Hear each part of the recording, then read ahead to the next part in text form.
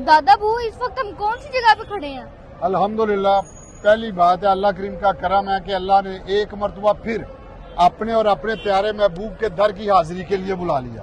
और ये मेरे साथ बड़े प्यारे भाई अकराम साहब मुल्तान से हैं, रात को आए हैं। सबसे पहले इनको उम्रे की मुबारकबाद देता हूँ मैं। अल्लाह पाक इनको अपनी हिफ्ज़ो-मान में रखे। और अब कुबरी गजा, कुबरी कहते हैं इस पुल को, उसके नीचे खड़े हैं। और ये खास मकाम है एक, ये सामने देखें, ये है मस्जिद फतह। जब मक्का पाक फतह हुआ तो इस जगह पे पड़ाव किया गया और यहाँ से मक्का में एंट्री हुई।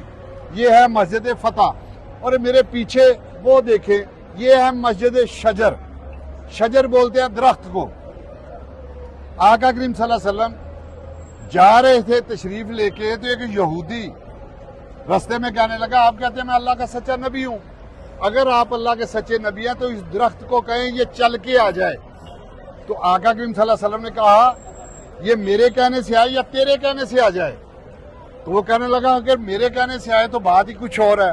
तो प्यारे करीम आका सल्लल्लाहु अलैहि वसल्लम ने फरमाया, उसको कहा कि इसे कह, ए शजर, तुझे अल्लाह के नबी मोहम्मद सल्लल्लाहु अलैहि वसल्लम बुला रहे हैं। ये कहना था उस यहूदी का। अल्लाह मेरा जानता है, दरख्त ऐसे कांपा, जड़ों से उखड़ा और मेरे प्यारे करीम आका सल्लल्लाहु अलैहि वसल्लम के कदमों में जा गिरा। और यहूदी फौरी मुसलमान हो गया, क्योंकि उसने कहा था, और फौरी मुसलमान हो गया।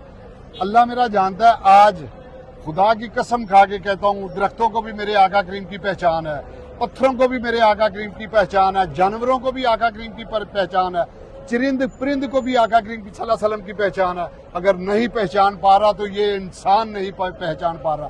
अल्लाह पाक सबको मेरे प्यारे करीम आका सल्लल्लाहु अलैहि वसल्लम की मोहब्बत अता करे। आमीन।